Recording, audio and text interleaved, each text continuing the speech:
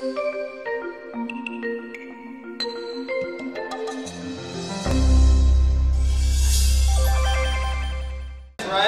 It's time to sit down.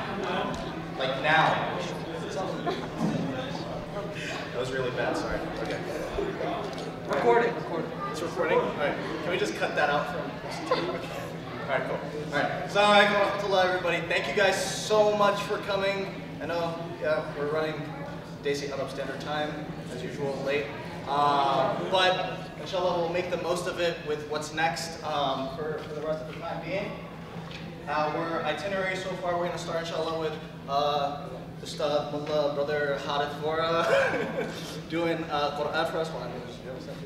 And then from there, we'll be having our speaker, Sister Rasha Ahmed from Trinity College, giving her talk about Islamic history and what that has to offer for us.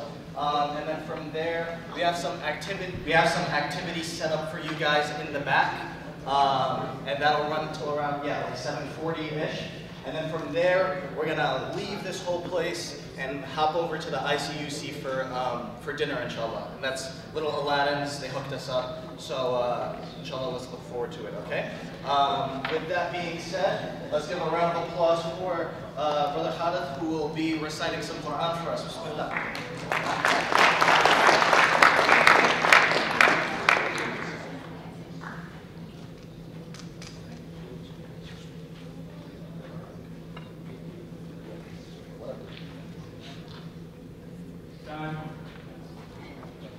أعوذ بالله من الشيطان الرجيم بسم الله الرحمن الرحيم الله نور السماوات والأرض مثل نوره كمشكاة فيها مصباح المصباح في زجاجة الزجاجة كأنها كوكب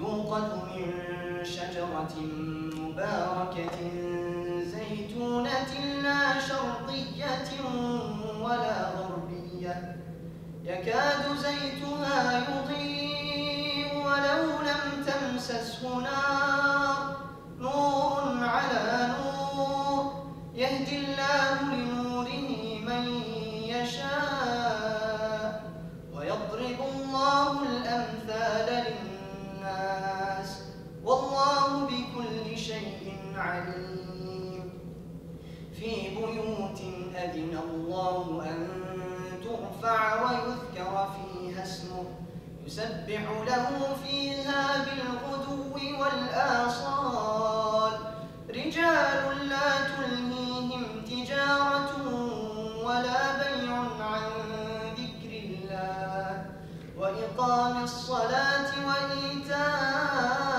الزكاة يخافون يوما تتقلب فيه القلوب والأبصار ليجزيهم الله أحسن ما عملوا ويزيدهم من فضله والله يرزق من يشاء بغير حساب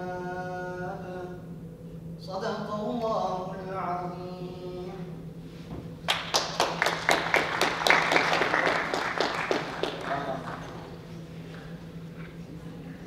Also, when you get a chance, tell Harith that I really like his Stan Smiths, because finally copped some nice shoes.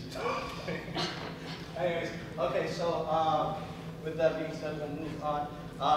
Welcome to the fall main dinner of MSA. For those of you who don't know, I am Faisal Saleh. I am the president of MSA. No love? Okay, fine. With that, I want to give a little introduction about what it is to be on MSA and what MSA is for any new people out there. MSA, the mission of UConn MSA is to provide a welcoming, open, and sustainable environment for Muslims and non-Muslims to practice, learn, and develop their understanding of Islam through education and service to the UConn and local community. And to kind of talk about that a bit, we run a lot of different activities throughout the semester, throughout the year, and that includes everything from Islamic Jeopardy to paint night to pumpkin paint night to a lot of paint nights and game nights and basketballs and more paint nights. But with that, we kind of wanted to talk a little bit about how we have a couple positions being opened up for next semester because so many people were interested. So we want you to come join MSA, pull out your phones quickly and scan that so that if you're thinking about joining the MSA board for next semester,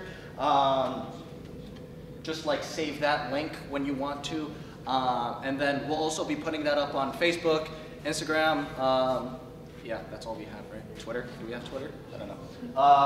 And from there, the board application process starts, opens up today, the elections, like to fill out the applications, and then it'll be, the deadline for filling out the applications is November 18th. That's, I think, a Sunday night, yeah. So yeah, if you're really thinking about maybe being a part of what we have to offer and being a part of giving back to the community, both the Muslim and the non-Muslim community at UConn, this will be a great stepping stone for you guys, okay? So I guess with that, we'll hand it over to Sister Rasha Ahmed, who's a professor at Trinity College and a UConn alum. During her years at UConn, she was an active member of the MSA, graduated in 2008, currently an associate professor of economics at Trinity College in Hartford, for anyone that doesn't know. Professor Ahmed also studied fine arts and has a passion for contemporary Islamic art. She runs an art group and studio in Worcester, Mass. And she's a board member of the Ansad of Worcester, a nonprofit org that serves refugees and marginalized groups. So with that being said, let's all give a big round of applause for Sister Rasha Ahmed coming to speak to us about Islamic art.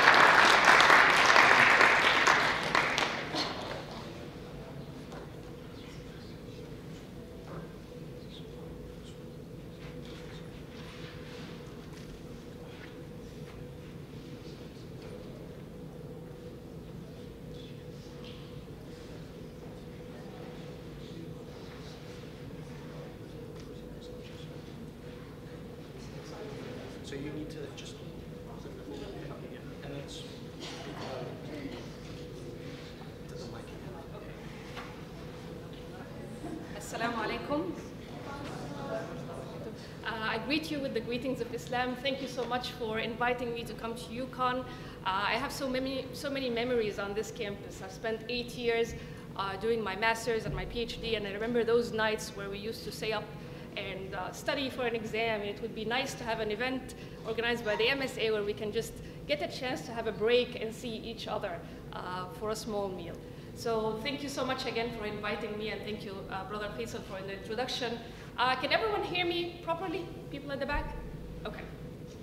So, yeah, okay, good. So the talk for today is a little different. I'm not planning to give a da'wah or give you some information about like history or something that you would expect in a talk like this. I thought it would be more interesting to talk about some of the interesting cultural aspects of Islam. One of them is Islamic art, the history of Islamic art, and how Muslims over time have used art as a means of expression to express their identity, their problems, and to serve so many needs. So let me just get started with this. So first, I'd like to start with a definition. I approach this topic like I do in my lectures. So I first want to talk about what is exactly Islamic art. And as you see, the definition of Islamic art is too broad. There are so many definitions out there. These are the definitions that are typically agreed upon. It's art produced from the 7th century onward by people living in Muslim lands. So since the advent of Islam, so art produced since then is called Islamic art. In many cases, Islamic art would be classified by the dynasty or the ruling kingdom at that point in time. So it would have Umayyad art, Abbasid art, Ottoman art, and so on. But in general, the more comprehensive definition of Islamic art is art impacted by elements of Islamic faith. So art is a means of expression by Muslims. And we're going to see now that in many cases, art will directly serve the faith. So when they build masjids or when they create the masjids, or art can be used in the secular sphere as well to provide their daily needs. So we'll see artistic expressions in both the Islamic sphere, the religious sphere, and the secular sphere. So what exactly is Islamic art comprised of? So you see that these are three main prominent elements in Islamic art. You will see mostly patterns. Typically they are geometric patterns. You will see calligraphy, which is the beautiful Arabic writing that comes in so many different styles. And you will see some kind of vegetal patterns like the top picture up there, like plants or leaves or branches. So these are typically the elements you see in Islamic art. Not to mention that there are definitely other elements there, but that's what we commonly see. So, art in Islam, what is Islam's position towards art? Is this something encouraged? Is this something frowned upon? Is this something haram? Exactly, where does Islam stand when it comes to art? And I came across this very beautiful hadith where the Prophet ﷺ says, Allah is beautiful and loves beauty. Inna Allaha jamilun yuhibbul jamal. So Allah loves beautiful expression. And that is just legitimizes art, using art as a Muslim, as a way to express my identity, as a means of expression. So there's nothing haram or nothing wrong in using art, or beautifying our places, or using it as a means of expression. So we see that Islamic art has been influenced by the faith. So many elements in Islam have been reflected in the way Muslim artists have represented themselves artistically. And here are the principles that I thought really guide Islamic artistic expression. So let's go through them, and I think you'll be familiar with many of those. So the first concept is the oneness of God, that there's only one God. So we see that evident a lot in the artistic expression. The second is the belief in Allah's 99 names. So Allah is the merciful, is the creator, is the unique, right? So all those beautiful names. Belief in the angels and the holy books, all holy books.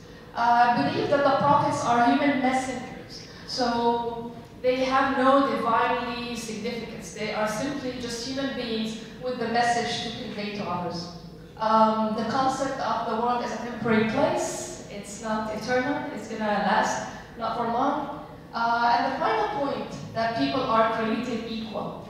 So these are some of the principles of Islamic faith that really impacted art, and I'll show you how exactly.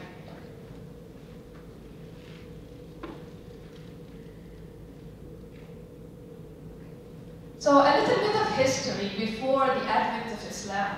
So the main religion, or there was actually no religion, Arabia was the Arabs in Arabia were pagans. They worshipped idols. And every tribe in Arabia had its own idol that they worshipped. And they had all those idols lined mostly around the Kaaba, which is the place of worship. So idols like here, I found some nice pictures on Google of idols. So something like this, they would lay those around the Kaaba, and this would be considered to them the God. That's what we worship. We pray to those so that they can bless us with rain, with bounties, with all that we're looking for.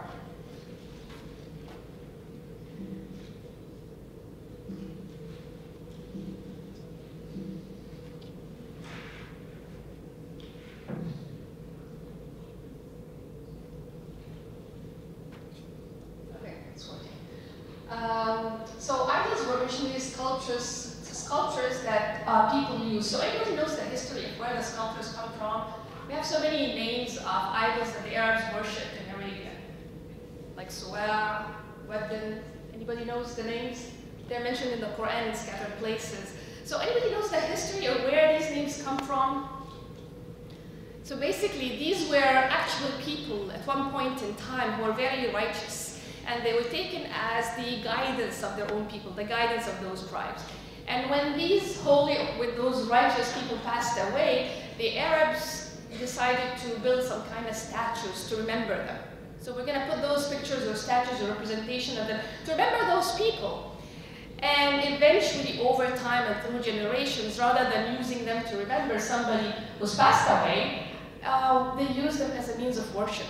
And gradually, they slipped into worshipping those stones. right? So Islam comes to this background where people, they believed in God, but they also believed in multiple gods that were responsible of managing the universe and giving them all the bounties.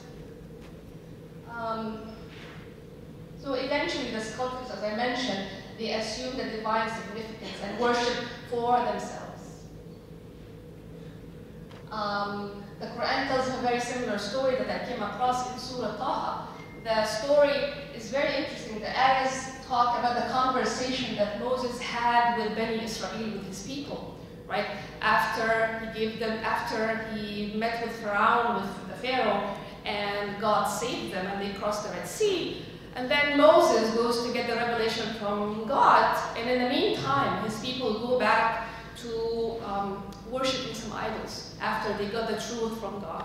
So here's the conversation. It's so nice. It goes between Moses and his people. So Moses returned to his people angry and grieved. That's from Surah Taha, from the Quran. Moses went back to his people and he was angry, and he said, "Oh my people, did your Lord not make you a good promise? Then was the time too long for you? Was it too long for you to wait? Or did you wish that the wrath from your Lord descends upon you, so you broke your promise to me?" Moses is angry and talking to the people because after he left them, they abandoned his message.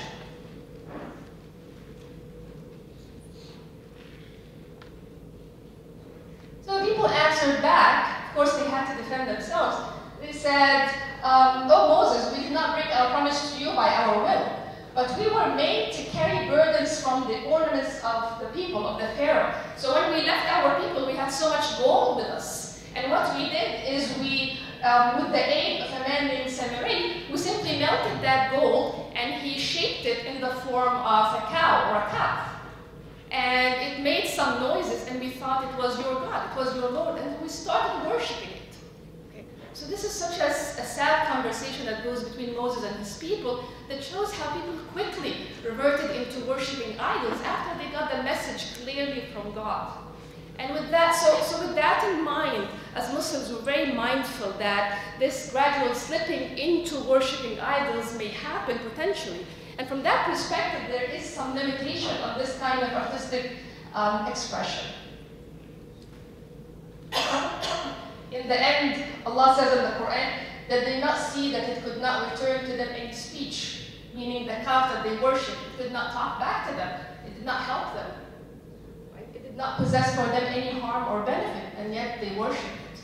SubhanAllah, it's a question for people to think of. So with this in mind, as Islam comes and spreads into Arabia, the first thing was to do away with the worship of idols, with the pagans. And so Islam condemns the idols, worshipping the idols, and it forbids representation of live creatures, creating something like the idols, representing humans in a sculpture or representing animals that, according to the principles of Islam, is forbidden, is not a possible or a permissible artistic expression. And we see similarities between this and other Abrahamic faiths. So Islam is not the only religion, and it's not unique in that perspective. There are similar debates within Judaism and Christianity also about figurative representation. So it's not completely new, and we do understand the roots, where it comes from. Other effects on artistic expression in Islamic art is that certain things are not allowed. No representation of animate beings, as I just mentioned to you, meaning humans or animals. And that, of course, implies the second prohibition, which is no representations of prophets or the angels. So we typically don't draw in Islam paintings of the Prophet Muhammad ﷺ or the angels or God or these kind of scenes that we know. We typically don't paint them. No representation of Allah, no representation of God, definitely, and no representation of nudity. Right? So we don't in Islam represent nude figures. And again, these are the principles. I know I'm laying them down to you here, but keep in mind, not all civilizations, not all Muslims stick to those principles. Some people adhere to them, some generations adhere to them more than others, and over time things can change. But these are still the main principles guiding Islamic art and expression. So Muslim scholars would agree that these have to be true, that these criteria have to hold and have to apply. Okay. many slides here? Okay. So what happened over time as Islam grows and spreads outside of Arabia to Spain and to the borders of China and to India? As Islam starts growing so quickly and so fast, it comes into contact with other cultures. So what do you think of this? Muslims coming out of Arabia, coming into contact with other cultures. The Turks, right? The Mongols, the Chinese. What do you think of this? Is this something good for Islam? Would this cultural mixing be a negative thing? What do you think in general? Now you're all university students here. The cultural mixing, what do you think of it? As long as they keep things that are good, then it's fine. Yeah, there are so many great things. So it's a cost-benefit analysis. I'm an economist, so I'll tell you this. I'll use the same terms here. So there are great things that comes from the cultural mixing. I come here to America, I get exposed to new food. I love to eat peanut butter and jelly. There's nothing wrong with that, right? So a lot of the cultural mixing would result in new experiences, in new traditions and new habits, which are great, right? We are created by God and we're asked to travel and to be different people and to know different types of cultures. There's nothing wrong with that. But some of those influences we will see in artistic expression as Muslims coming out of Arabia met those people from other lands. We'll start to see artistic expression change. And we'll start to see that we go to certain time periods where people kind of stay away from the principles I just mentioned. And they stay away from those principles in the secular sphere. So I want you in mind to keep that there is a distinction between the Islamic spheres or the Islamic space and the secular space. So mosques and houses of prayer are treated differently from castles and palaces.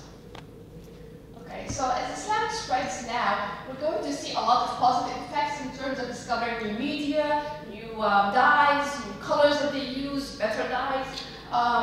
Also discovering paper from the Chinese was such a great revolution. And at the same time, we're starting to see the Muslims being influenced by Persians and Turkish artists in terms of the figural representation. So we start to see back a few artists, Muslim artists, starting to draw figures. And not simply figures of human beings, but figures of sacred people, like the angels, like the messengers. We're going to start that coming back into Islam. So I found those very interesting paintings, art pieces, and they are currently available in Turkey in Topkapi Palace. I'm pronouncing the name of that palace. So they are displayed there.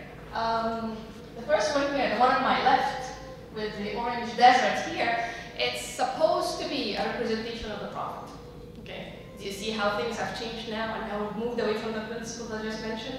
So here, an artist attempts to represent the Prophet at this holy scene where he gets the message, get the revelation in the Quran. Okay, so here's a representation of the Prophet. Again, would Islamic scholars agree that this is correct? No. Right? But that's something that has been used outside the religious sphere. So I wanted to show you that because I just mentioned the principles to you, and I don't want you to come and say, no, we have seen Muslim artists use figure representation. They've used them, and it is agreed upon that this is not correct. So while the artist here tries to represent the Prophet, as you see, he does not present the features. You see this blank, the figure of the Prophet is left white, without much detail, right? Again, an attempt to adhere to those principles. Similarly, the other scene here, where we see so many tribes coming to greet the Prophet ﷺ on the day of opening of Mecca and giving allegiance to him. So again, the Prophet is pictured here, wearing his gray gown, but facial features are not present. So he's moving away from the rules. Again, a couple of more paintings where the representation is actually more explicit. So here we see the face, we see the facial expressions, the eyes, the mouth, everything represented here. But again, this is the artist is attempting to present the Prophet during Khutbah al-Wada', his last sermon to people. And again, borrowing from the Christian tradition and having a halo around the face. Do you notice that? Yeah, so this is born from the Christian tradition here. Next one too is also an attempt to represent the journey of the Prophet ﷺ on the day of the Isra. Again, bold colors and figures clearly represented. So you will see a few of those paintings, although Islamic scholars would agree that this is not acceptable in Islam. Okay. Any questions before I move away from the principles in the artistic expression? Everyone is following? Are we tired at the end of the day? Okay, so the rest of the talk is going to address calligraphy, the beautiful writing, Arabic writing. Okay. So based on what I just told you about the principles of Islam and the limitations on representing animate beings, Muslims found in calligraphy a means to express themselves. This was the means to artistically express and decorate their places. So it is the art of writing. Okay. The Arabic writing goes from right to left, opposite to the English. And the Muslims put so much energy, you see so much artistic energy put and devoted into the writing. Let me show you a few pieces. So for example, here, you see the writing. The writing is just so strong and so powerful. You see the contrast of the white and the blue, right? So this was a sample of writing from outside of mosques. Can you read what's written? Anyone knows Arabic? Can you read what's written? I think it says like a samawati wal ard. Looks like samawati. Yeah. It's really very hard to read, right? It takes a lot of effort. Some of those writings are not meant to be read. They are just beautiful the way they look, right? They put them outside the masjid for means of decorations, but most of them, it takes a lot of time to try and figure out what is written there. So here are the Arabic letters for those of you who are learning Arabic or interested in Arabic. Here are the letters and what they mean, and I'm sure the groups at the back here will have some activities for you so you can experience those letters and the writing. So we see, as the Muslim, as Islam starts growing, we see a shift from the oral tradition to the written tradition, right? The Muslims and the companions around the Prophet ﷺ used to memorize the Quran. So they did write, but they didn't write so much at that period of time. And then after Ghazwat Uhud, the Battle of Uhud, so many of those who memorized the Quran died in the battle. And so there was a need to start recording and writing, right? When they were writing something like the holy words of God, it made sense to put so much effort to try to beautify them, to make them as beautiful as possible. Also, don't forget the centrality of the notion of writing. Writing is so important for Muslims. What's the first word revealed in the Quran? When the Quran was revealed, the first word? Iqra, exactly, read. Read in the name of your Lord. So writing is so important for Muslims here. The limit on the figurative presentation meant that a lot of energy, again, is funneled towards calligraphy. There are different styles to calligraphy. You see the angular styles and you see the cursive style. I'm going to show you some samples of those. Some more writings, again, beautiful calligraphy on the outside of a masjid in Isfahan, Iran. Another here. Anybody knows where this is? Where this is? Wait, I'm sorry, where is it? Jerusalem, exactly, the Dome of the Rock. You see the beautiful architecture and the beautiful writing. Again, calligraphy is used as a means of decorating those buildings. What about this? It's beautiful. It's known for the beautiful white marble with the carvings and the calligraphy. You see the calligraphy all around the Arabic writing?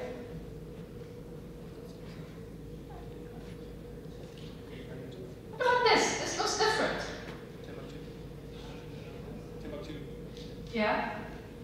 Anybody knows this city, where this is? The city of Janneh, right, in Mali? You see the mosque, how different do you think this is? Do you see the differences between this and the previous mosques that I showed you? What is notable here? What do you notice? Minarets are short, you're right. Yeah, minarets are short. A lot shorter. You see the ornate style, you see the calligraphy, the ceramics. No, we see it very simple. It's made out of mud that is burnt, and then it's glazed with something to make sure it holds in place. And it's so, so beautiful, very simple and very beautiful. Okay? In fact, the Prophet ﷺ said that we should not spend so much money and effort decorating our masjids. We should remember that they should stay, after all, places of worship. And I think this masjid closely adheres to these principles, more than the ones you've seen before. It's very simple, right, and very inviting.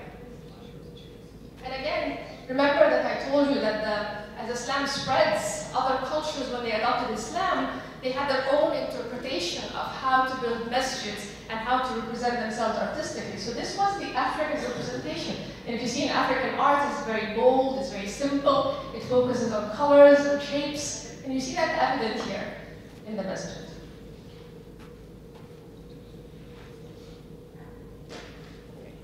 Again, we see a lot of decoration here. Stuff that's used in the secular arena, bowls, cups, plates were decorated. These are some examples of ancient bowls. Okay. So back to calligraphy. As far as calligraphy, there are two different styles, broadly speaking, of calligraphy. And I'm just going to show them to you. You probably noticed them. So one style is called the Kufi style, right? The Kufi style is known to be more, it's the older style of the two, and it's very linear. You see how linear it is? You see, it's almost like you can use a ruler and write those letters, right? So it's very linear in nature. Can you read what's there? Anybody can read? I can probably read here, Bismillah ar-Rahman ar-Rahim. But then I have a hard time guessing the rest of it. And again, most of those were meant to, were not meant to be read, right? Were meant for people to appreciate the beauty involved here. So these are different styles within the Kufi. As you see here, they vary in terms of how much straight lines you use, how bold they are, how much curving you have. The other style is called the cursive or the Diwani style. You notice the difference here? It's very cursive. This one is a bit easier to read. Okay? And under this rule, you have letters that have certain sizes and certain proportions. This is much faster. If you use this style, it's much faster to write in this style. And this was the style adopted for record keeping. Okay, by governments for keeping records of people or land or ownership. They used this style. It was much more convenient. And again, a lot of curves, as you see here, very decorative. And this was meant to be, with calligraphy, it's meant to reach some level of perfection. So when I look at it, I can't say that a human being produced those. It has to look like they are machine-made. They have to be so, reach that level of perfection. Again, more on the cursive styles, as they are adopted by the Turks and modified. So you see sometimes you try to fit what you want to write the sentence, you want to write in a shape of a bird or a pigeon or something like that. So again, so cute, beautiful and creative. Okay. The last thing I want to talk about today is more about contemporary Islamic art. Islamic art today, right? The kind of waves, the kind of changes that have happened. And so many changes have happened because Muslims nowadays are reacting to the environment. The artistic scenes have changed, the styles of artistic representation has changed, and Muslims are reacting a lot to those. So we see that modern art has made a big step on Islamic art. You see this picture on the top, the painting on the top? Can you read what it says? Anybody can read? Al-Khaliq, right. You see the difference now when I write Al-Khaliq as a modern artist versus the style I showed you with the calligraphy. The other one was very formal, traditional, and what you see here is something that's more fluid. And the artist is experimenting with the texture and the colors and the mixing and the free flow of the brush. So it's a completely different style now, a little bit more free than having to follow the traditions and keep the rules. Okay, similarly with the calligraphy down there, although I stick to the rules when representing the Arabic writing, but the background is so mixed. You see the colors and the shapes that the artist brings in the background.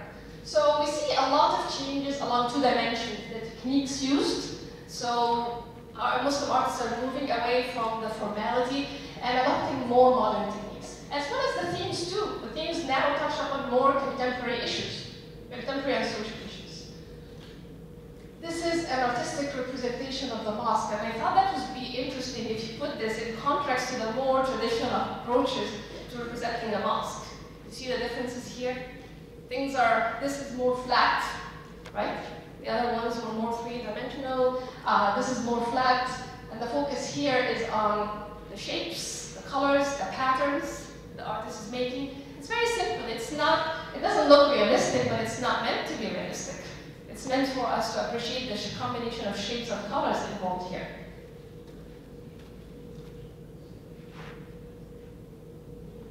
Other examples of Islamic art, back to the calligraphy. So again, using the Arabic letters and the Arabic words, like writing Allah, for example, but exaggerating them. Okay? So there are rules to writing the Arabic, but when you are working with calligraphy or using them for artistic expression, there's typically a trade-off between adhering to the rules and making sure they're legible, and at the same time making sure that they are visually and artistically appealing. So here the artist, takes the freedom to exaggerate the size of the letters and the proportions, and the letters themselves are the abstraction. That becomes the piece of art. The letter itself is just an abstract representation that in itself carries aesthetic value. So again, moving away from formality and the ornate style into something more simplistic, 2D and straight. Okay, here's my final piece that I wanted to show you here. Again, this was part of an exhibit held last year, 2017, the Women's Invitational Exhibition. And many artists from all around the world, new immigrants to the United States, were invited to share their artwork and represent their cultures, their identities. What do you think this piece is about?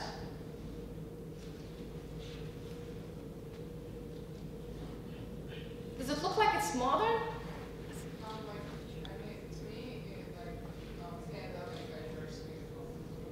Like diversity? Yes. You see that there's some stress on diversity? So here are probably different women. They're wearing different clothes, different patterns here, but still you see some kind of solidarity, some kind of connection, something that connects those women together, regardless of their race and background. Okay. What else do you see? Again, it's left up to you to interpret it, but what impression does it give you? Are these women subjugated? Are they disempowered? What can you say about them? I'm sorry? They look like they're empowered women. They're holding pieces of paper. They're probably protesting to something, holding something in writing, wanting to make their opinion known, right? Wanting to make their voices heard, right? So this could be a version of Islamic feminism. Wanting to advocate for women's rights under the umbrella of Islam. Still, these women want to adhere to the Islamic principles in the way they are dressed, right? Their Islamic faith in the way they're dressed and everything, but they have the courage to face the viewer and to present their opinion in something that they have written with them. So again, some of the ways we see contemporary Islamic art. Okay, that's the end of my slides. So again, the take-home message here is that art is beautiful, and art is not prohibited in Islam at all. In fact, we're encouraged to seek this means of representation. And it is okay for Muslim artists to be influenced by new cultures and new places. It's okay for them to influence others, and it's okay for Islamic art itself to move on. The art that we keep around at home does not have to look exactly like the ancient stuff that the Arabs kept. It does not have to look like an art that I bring from Saudi Arabia, for example. There is room, a lot of room for this to move on and take on different expressions. Okay. Thank you so much for having me. Any questions?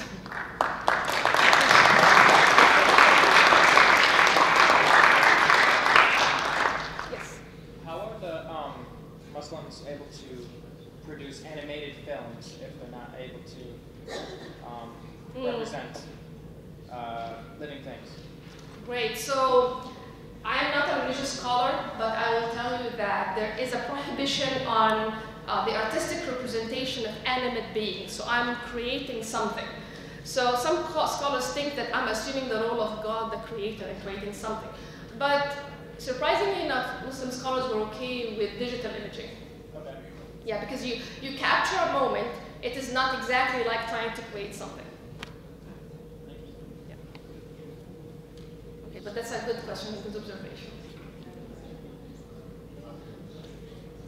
Questions? Yes. Okay, so given the political climate and how it's been changing and shifting around Muslim identities over the last, recent years, how do you think Islamic art has helped us, move away from those stereotypes a lot? That's a great question.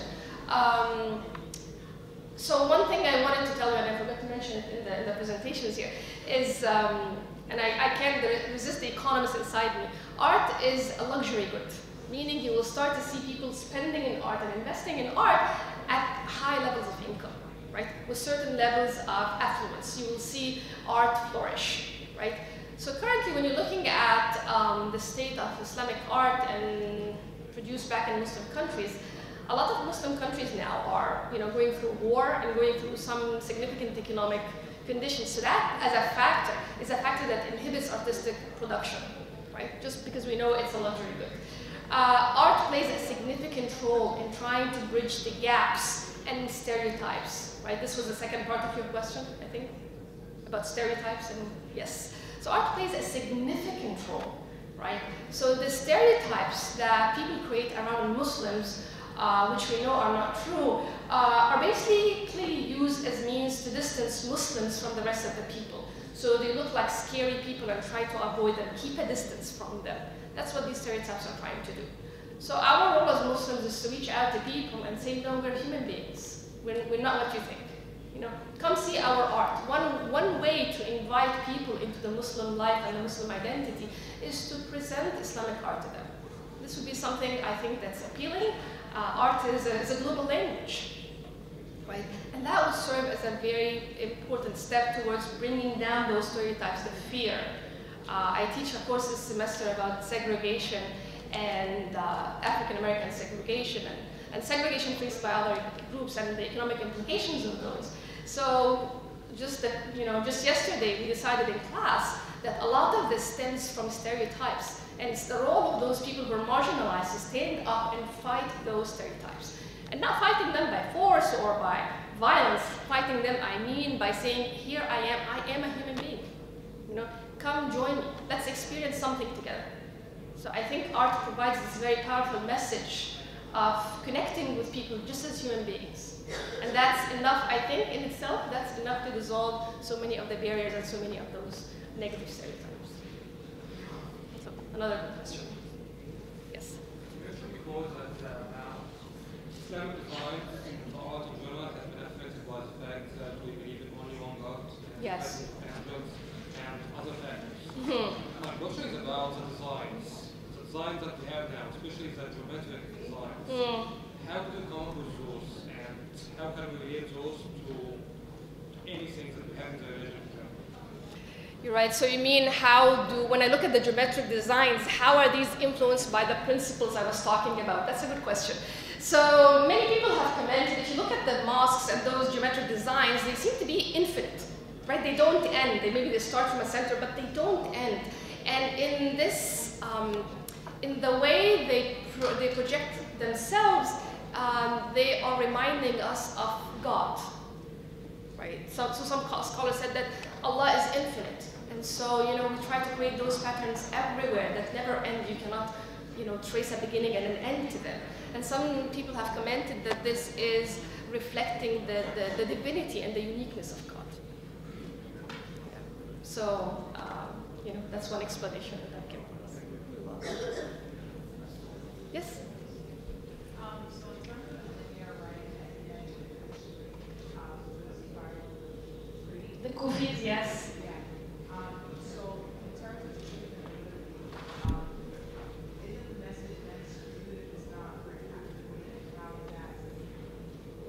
That's a very good point, yes. So if I use one of those fancy styles where I depend on linear representation and make sure it's aesthetically appealing, there's a trade-off, as I just mentioned. The more I do this, and the more I break the rules of writing, the less it becomes legible. So it becomes really hard to read as you do this. And we find this is true with Kufi writing, and that's why it is not too popular in representation. So for example, if you look at the Quran, right, you don't see so many Qur'ans, especially contemporary, the published contemporary Qur'ans, you don't see them using Kufi writing. So it is really known to be very hard to read, right? And it's also very hard to reproduce. Like, you know, I have my own studio, and sometimes I love Kufi writing, and I try to produce something like that. It takes a lot of effort to resist curving the letters and following the rules, you know, and making those exaggerated statements. You know, so it's like an act of meditation. But as you mentioned exactly, true is that it becomes harder to read when you do that. The more you do that, the harder it becomes to read. Okay. Other questions? Any other questions? No? Okay. Thank you so much.